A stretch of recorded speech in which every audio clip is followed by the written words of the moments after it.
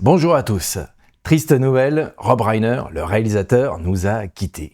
Dans des conditions assez tragiques d'ailleurs, tué, lui et sa femme, à coups de couteau dans leur propre maison. Alors, comme je vais commencer une nouvelle série de vidéos, et oui, j'en suis pas à une près, où je vais piocher dans ma vidéothèque des films qui m'ont fait vibrer et qui continuent à me faire vibrer, je me suis dit que c'est l'occasion de commencer avec ce réalisateur qui vient malheureusement de tirer sa révérence. Alors Rob Reiner, on le connaît pour pas mal de films.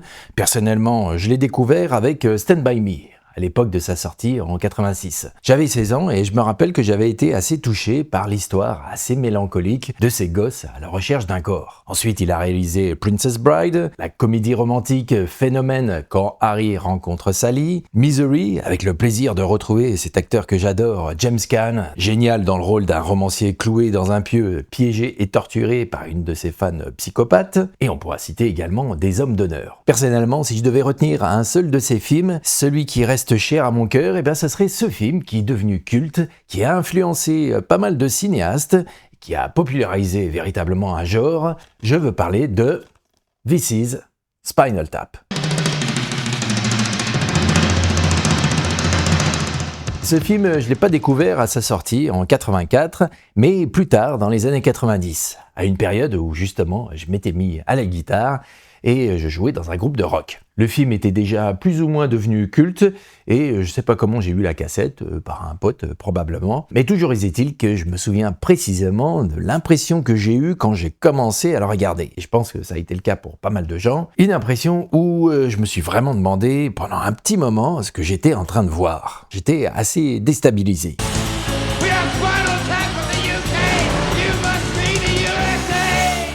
L'histoire, elle est simple.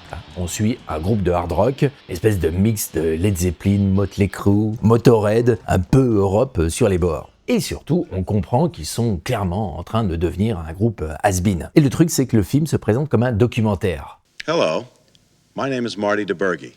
I'm a filmmaker. Réalisé par un cinéaste, interprété par Rob Reiner lui-même. Alors, petit aparté, Rob Reiner, dans les années 70, c'était un acteur. Et il s'est surtout fait connaître pour un rôle dans une série qui s'appelait All in the Family, dans le rôle d'un personnage surnommé Meathead. Et le père de Rob Reiner, c'est Carl Reiner, un réalisateur. Vous le connaissez peut-être avec ce film qui est devenu un peu culte aussi, Les cadavres ne portent pas de costard. Bref, fermons les parenthèses. Donc, à travers ce documentaire, on suit ce groupe et on a donc des séquences d'interviews, de concerts.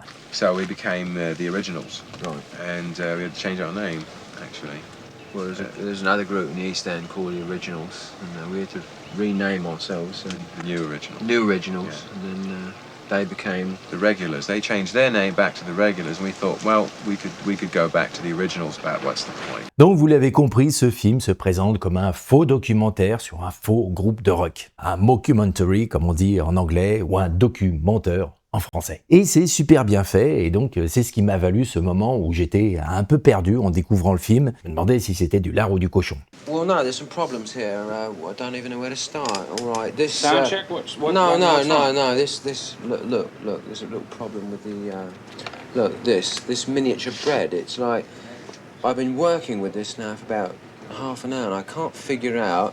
Let's say I want a bite, right? You got this. You'd like bigger bread? Exactly. I don't understand how. You could It's like. fold this, though. I mean, you could Well, fold no, it. then it's half the No, size. not the bread. No, you could fold the meat. Yeah, With but this then it gourmet breaks bread. up, breaks no, apart no. like You this. put it on the bread like this, see? But then if you Then keep folding it, it keeps Well, why would breaking, you keep and then folding it? everything has to be folded. Oui, parce qu'on frise quand même la parodie. Parce que je vous ai pas encore dit, mais ces rockers sont quand même assez gratinés.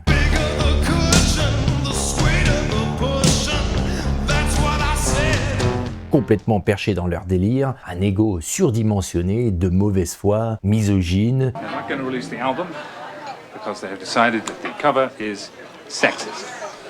Well, so what? But what's wrong with being sexy? I mean, there's no Sexist. Puis comme ils ont connu le succès et qu'on leur a ciré les pompes, ils sont complètement hors sol, toujours sûrs d'eux, aucune remise en question. Et d'ailleurs, c'est un peu ça leur problème. Parce que l'époque a changé et eux, ils veulent pas changer. Et c'est super bien joué, avec un humour fin, avec ces personnages qui croient dur comme fer à leur délire. Et puis en contraste, on a ce réalisateur qui est là et qui acquiesce. Et on a par exemple cette scène qui est devenue hyper culte, où le guitariste fait la présentation de ses guitares et après de ses amplis. Et il a un ampli incroyable, un Marshall, où les potards montent tous à 11. 11, Oh, I see. 11, And most of 11, these and then amps go up to 10. exactly. Does that mean it's louder? Is it any louder? Well, it's one louder, isn't it? It's not 10.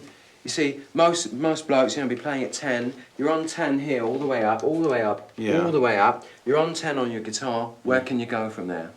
Where? I don't know. Nowhere, exactly. What we do is if we need that extra push over the cliff, you know what we do? Put it up to 11. 11, exactly. One louder. Why don't you just make 10 louder and make 10 be the top number and make that a little louder? These go to 11. Are you, Et ces scènes de concert, Stonehenge qui arrive sur scène. Beneath the haunted moon, for fear that daybreak might come. Le bassiste qui se retrouve coincé dans un élément de décor.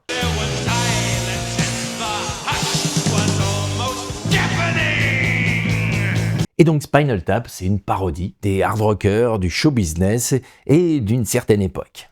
I suppose, what's the word? affectation? Yes, I mean, it's a kind of totemistic thing, but to be quite frank with you, it's come in useful in a couple of situations. Certainly in the topsy-turvy world of heavy rock, having a good solid piece of wood in your hand is quite often useful. Et le côté documentaire fonctionne super bien. Je veux dire, la mise en scène est discrète, la caméra semble toujours capter quelque chose sur le vif, on a l'impression que rien n'est écrit à l'avance, que c'est pas prémédité. Et c'est pas étonnant que ce film a inspiré pas mal d'autres réalisateurs. Alors je sais pas à quel point il a inspiré le film belge C'est arrivé près de chez vous, mais on retrouve le même running gag. Vous savez, les ingénieurs du son qui arrêtent pas de mourir. Bah là, dans Spinal Tap, on a la même chose avec les batteurs. The official explanation was he choked on vomit. It was actually, Passed away. it was actually someone else's vomit. It's not, Ugly. there's no real... Well, they can't Yeah, prove it's not- whose vomit it was. They don't have No, facilities in there's Scotland no way Yard of- to You print can't spectrum really photographing. dust for vomit. Et ce que je trouve génial et fort avec Spinal Tap, c'est qu'il a beau être une parodie, il est jamais vraiment moqueur. C'est un documentaire, mais c'est pas un docu-moqueur. Moi, à l'époque, en tant que guitariste, j'étais à fond dans Led Zepp, Satriani, tout ça.